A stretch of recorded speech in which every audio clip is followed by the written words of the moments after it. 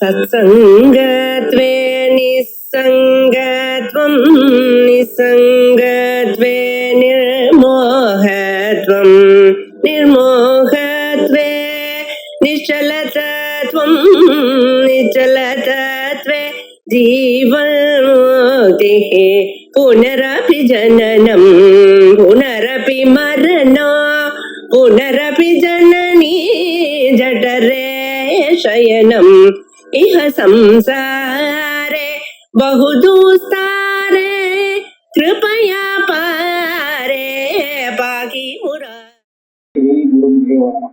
सिद्धांत बिंदु 8வது ஸ்லோகம் யோகா ஷட் அஸ்மாகம் அநாதயா அப்படின்னு ஒரு 6 அனாதிய சொல்லியிருக்கா.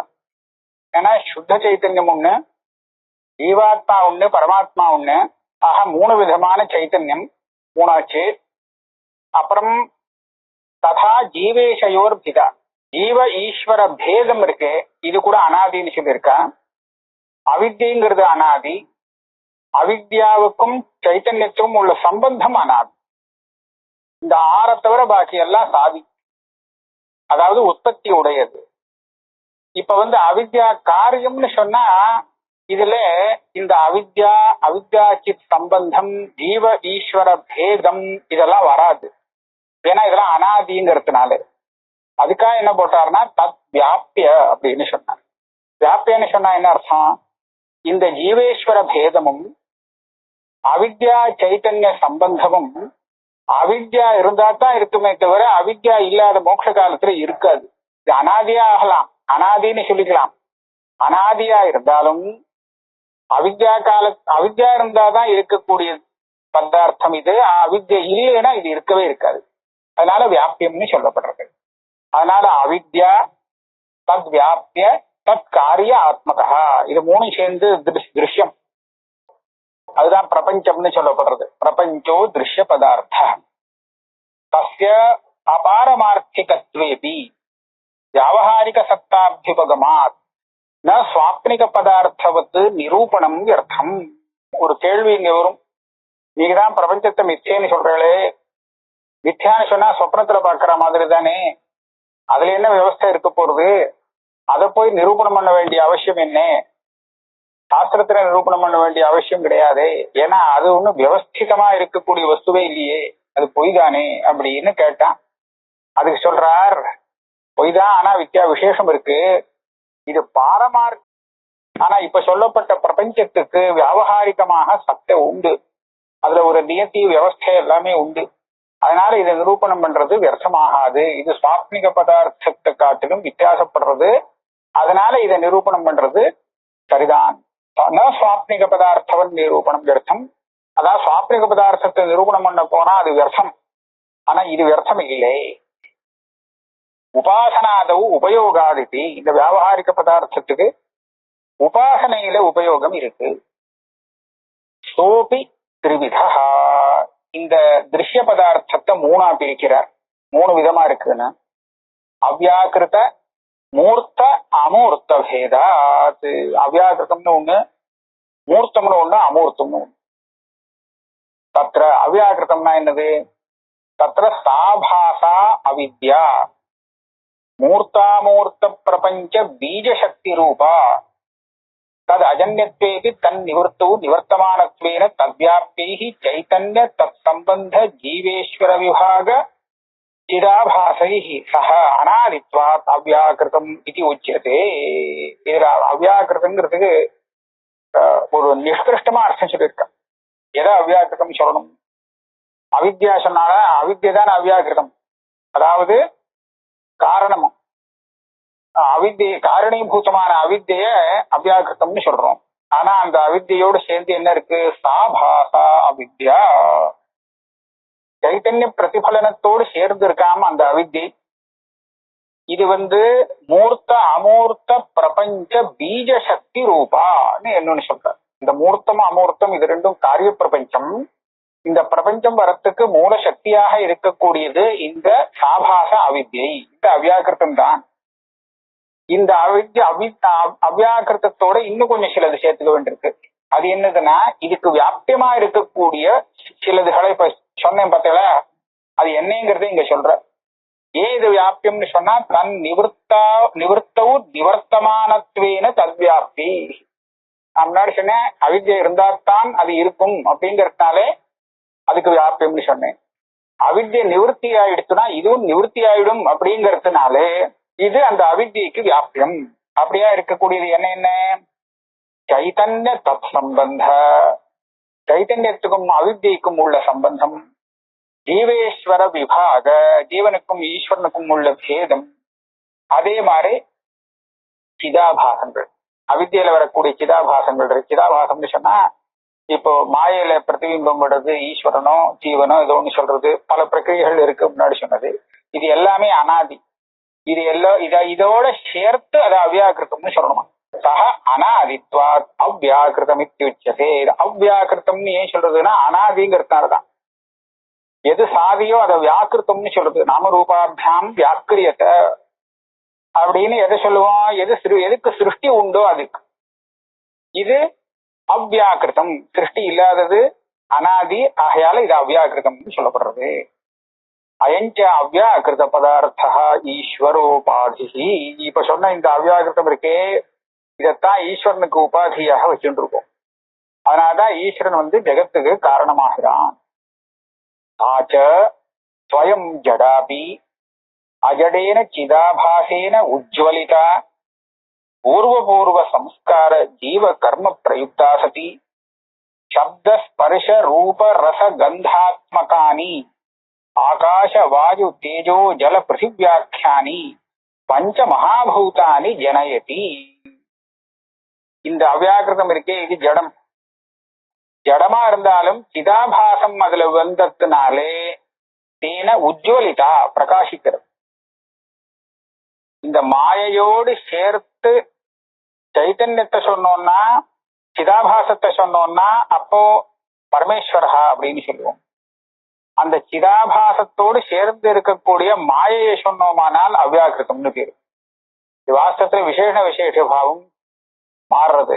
இதோட சேர்ந்த அது, அதோட சேர்ந்த இது. ஒரு தண்டம் கையில வச்சுட்டு இருக்கான் ஒரு புருஷன், அவனுக்கு தேவதத்தன்னு பேரு. இப்ப தண்டத்தோடு சம்பந்தப்பட்டிருக்கான் அந்த புருஷனோடு தண்டமும் சம்பந்தப்பட்டிருக்கு. இப்ப தண்டத்தோடு கூடின சம்பந்தப்பட்டன்னு அர்த்தம்.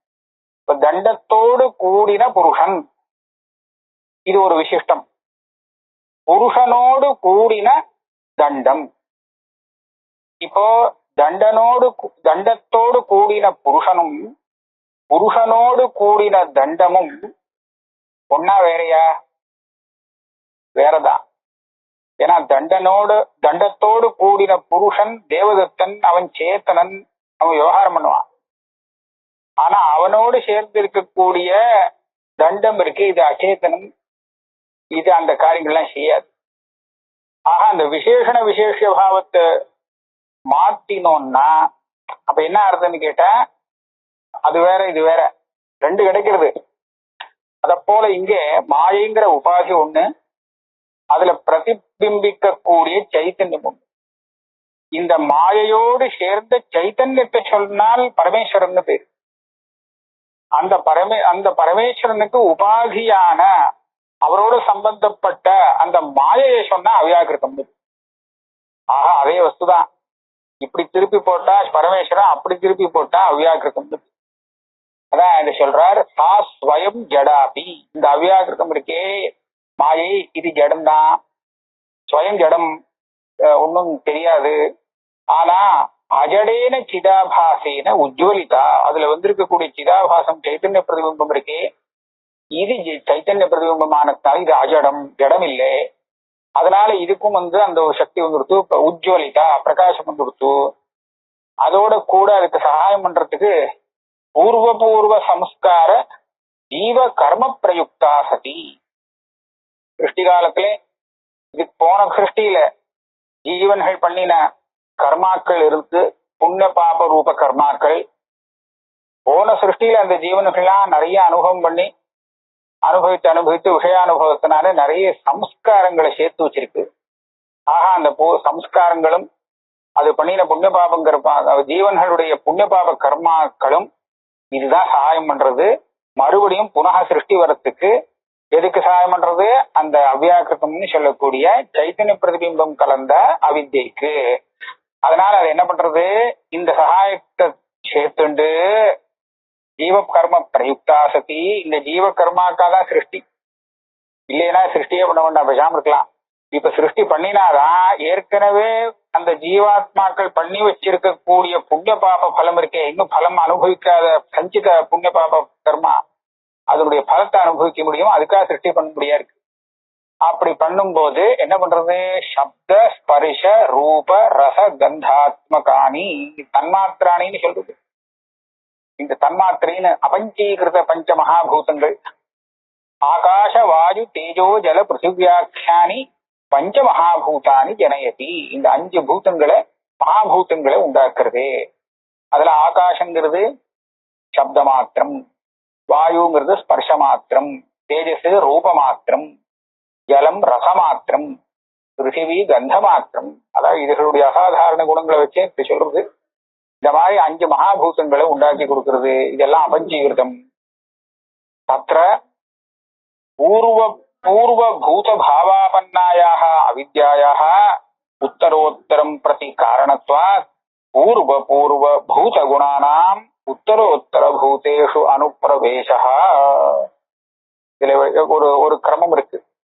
இந்த அவித்யானது முதல்ல ஆகாசம் ஆயிடுச்சு, அதுவே ஆகாசமாறுது.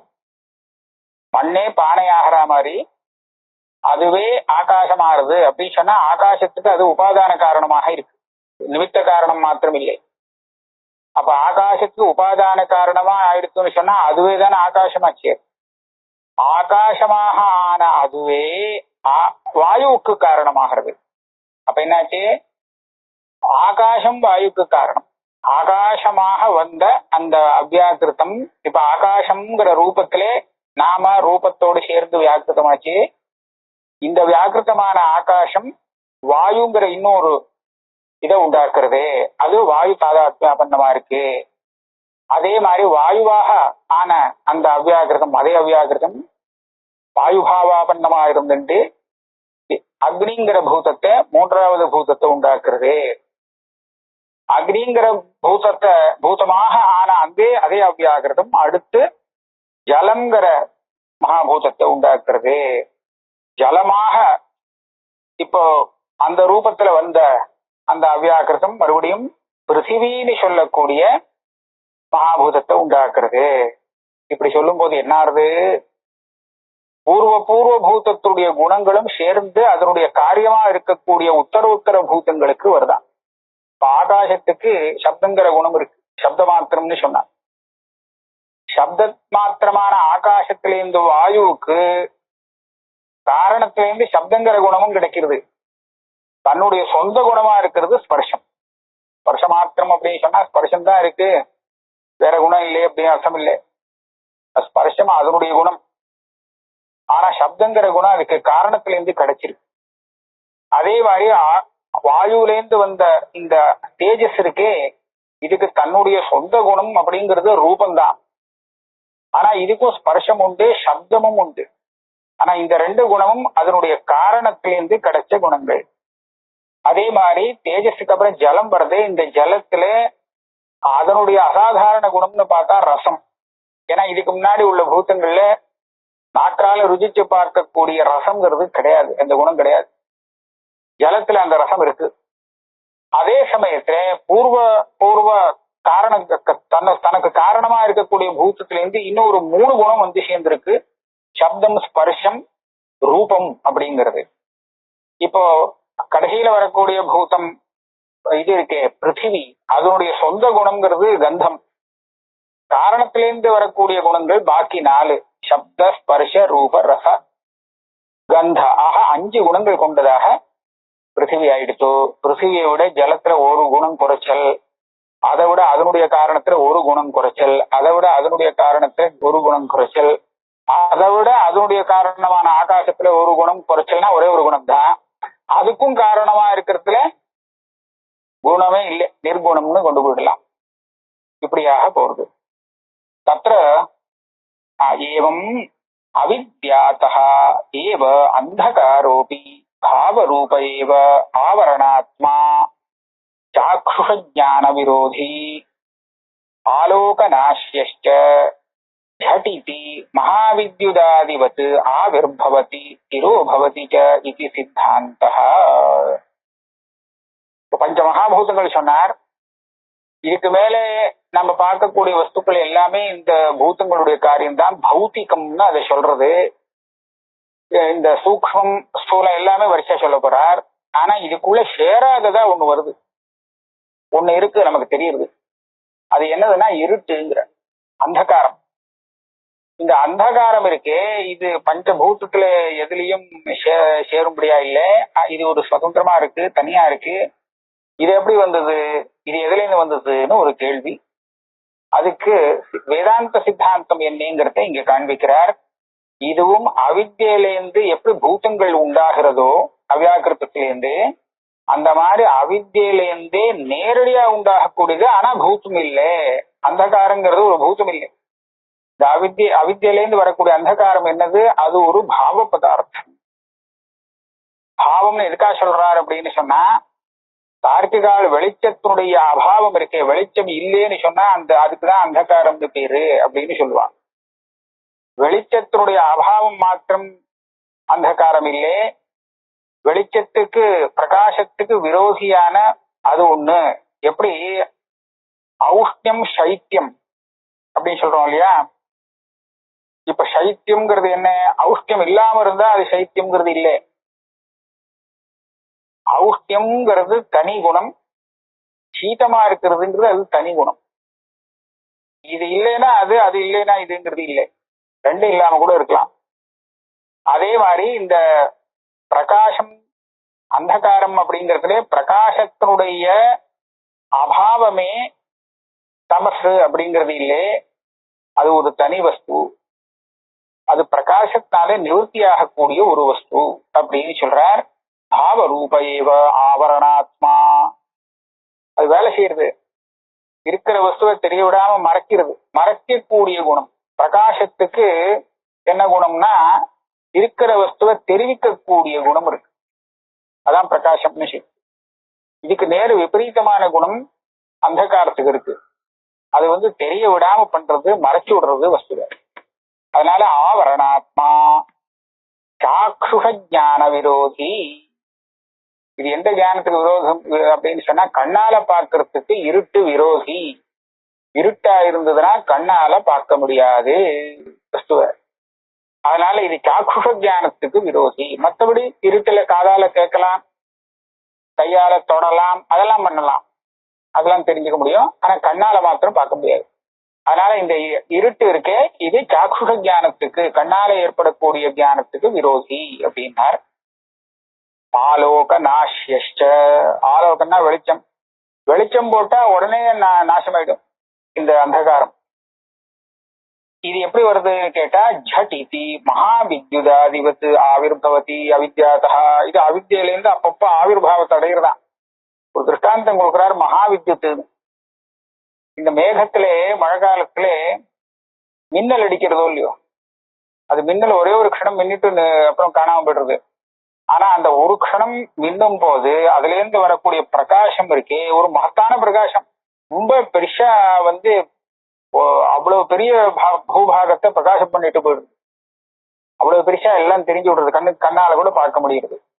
அப்ப இப்படி இருக்கும்போது அவ்வளவு பெருசா அந்த மகாவித்யுத்து வந்ததுன்னா எப்படி வந்தது, ஒவ்வொரு பரமாணுவா சேர்ந்து மெதுவா வரணும்னா எவ்வளவு நேரம் ஆகும். ஆனா இங்க ஒரு அதிசீக்கிரமா ஜடித்தி வந்து விடுறது. அதே மாதிரி அந்தகாரமும் எப்படி மகாவித்யுத்து ஒரே க்ஷணத்துல அவ்வளவு பிருத்திவி பூரா அப்படி பரவுறதோ, நம்ம கண்ணுக்கு எட்டின தூரத்துல பரவி வந்துடுறதோ, வந்துட்டு போயிடுறதோ, அதே மாதிரி இந்த அந்தகாரம் கூட அவித்யிலேருந்து வரும்போது ஜடித்தி வந்துடுறது. திருஷ்ய அந்தகாரம் வந்துடுது. இந்த லைட் அணைச்சாச்சுன்னா உடனே அந்தகாரம் சூழ்ந்து விடுறது, அவ்வளவு பெருசா வருது. ஆவிர்பவதி திரோ பவதி ச, வெளிச்சம் வந்தா உடனே எங்க போச்சுன்னு தெரியாது, மறைஞ்சு போயிடும். இது சித்தாந்தா. சம்சார ஹேது தேகோபாதானத்வாபாவாச்ச ந ஸ்ருதிஷு சிருஷ்டி பிரக்ரியாயாம் ஆம்நாத இதி அவிரோதா. இங்க ஒரு கேள்வி கேட்பான். உபனிஷத்து பார்த்தோம், எல்லா இடத்துலயும் சிருஷ்டி பிரக்ரியை சொல்றதே பஞ்ச மகாபூதங்களை சிருஷ்டி சொல்லியிருக்கு.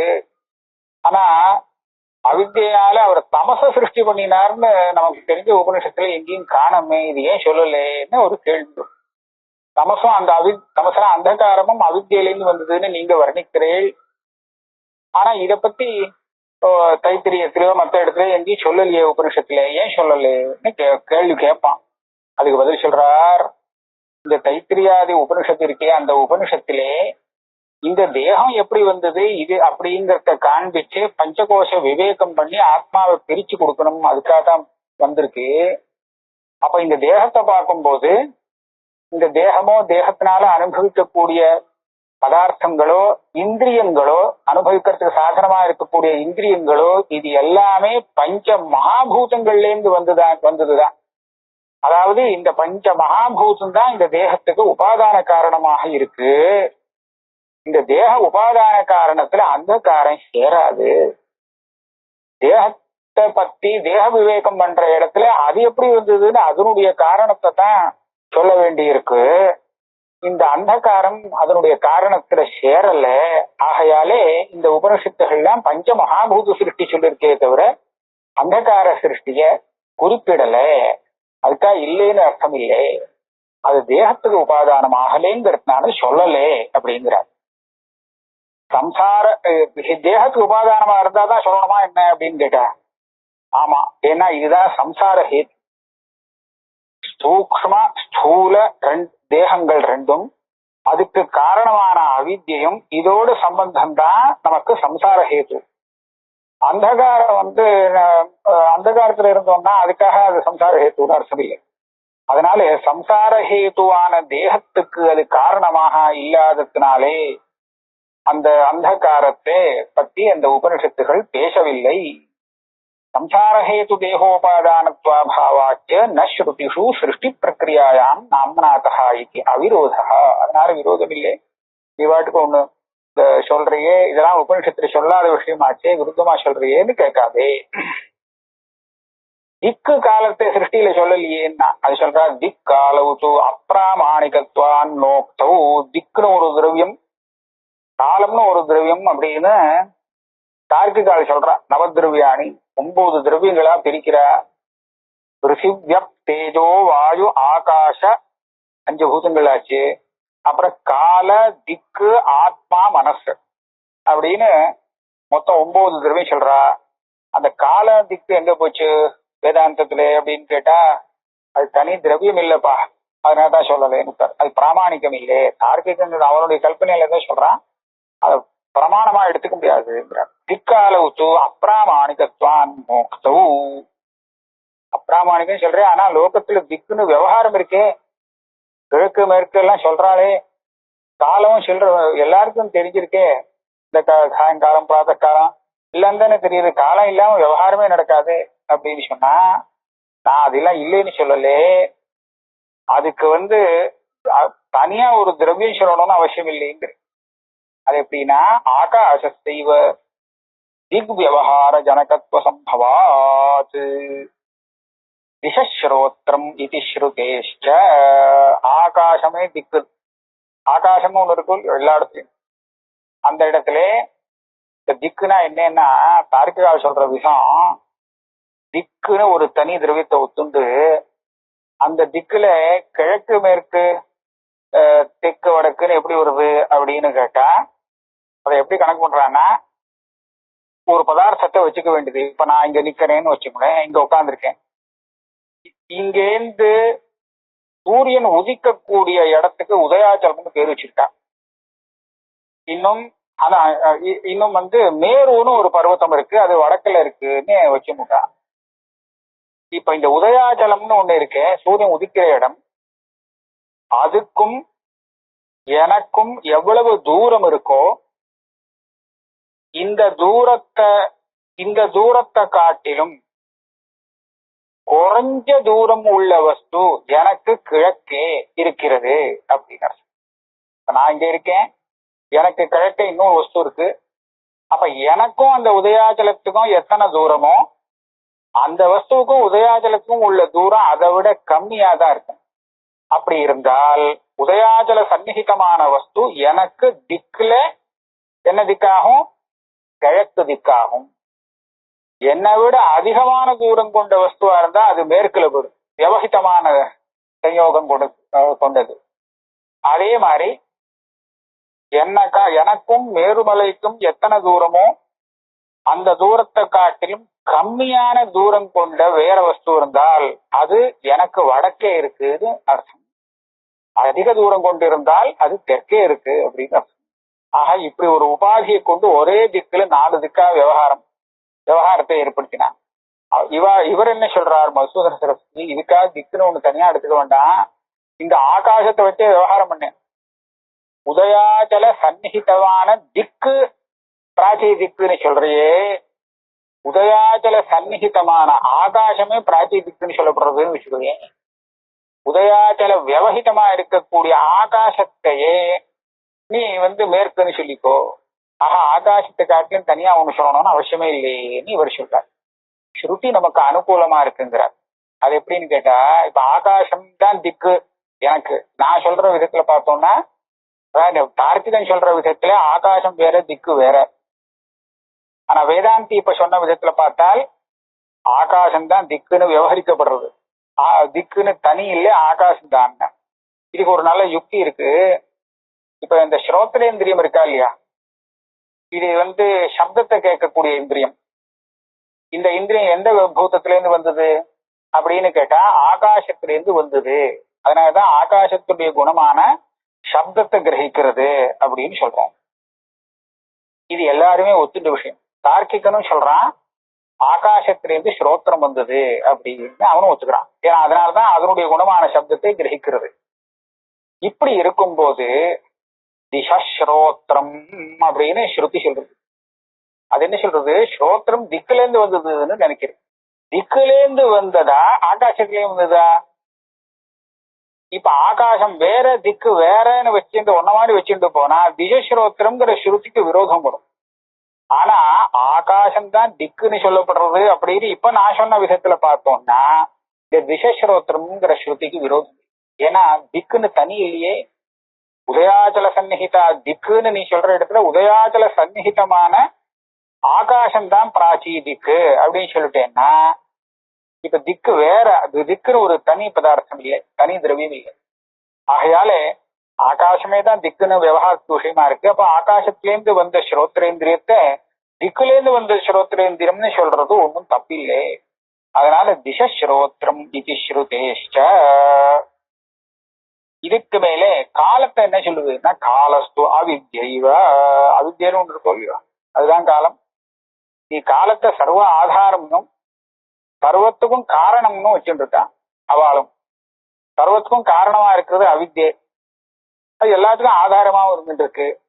அதையே காலம் சொல்லலாம். இதை தவிர்த்து ஒரு காலம் சொல்ல வேண்டியது இல்லையே. அதுலயே நாம கணாதி பேதங்களை உபாதியை கொண்டு தயார் பண்ணிக்கலாம்.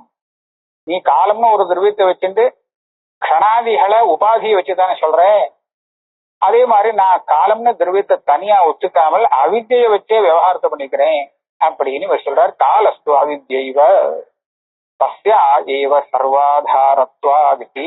காலம் காலிக சம்பந்தேன சர்வாதாரம் அப்படின்னு தார்க்கிக சித்தாந்தம். இந்த சர்வாதாரத்துவம் அவித்யைக்கு பொருத்தமா இருக்கு, எல்லாத்துக்கும் காரணமா இருக்குங்கிறதுனாலே ஆகையாலே அதை தவிர்த்து காலம்னு ஒரு தத்துவத்தை ஒத்துக்கணுங்கிறது அவசியம் இல்லை அப்படின்னு சொன்னார். பாக்கி உள்ளதை தானிக்க சூக்ஷ்மானி அப்படின்னு அடுத்த கிளாஸ்ல பார்ப்போம்.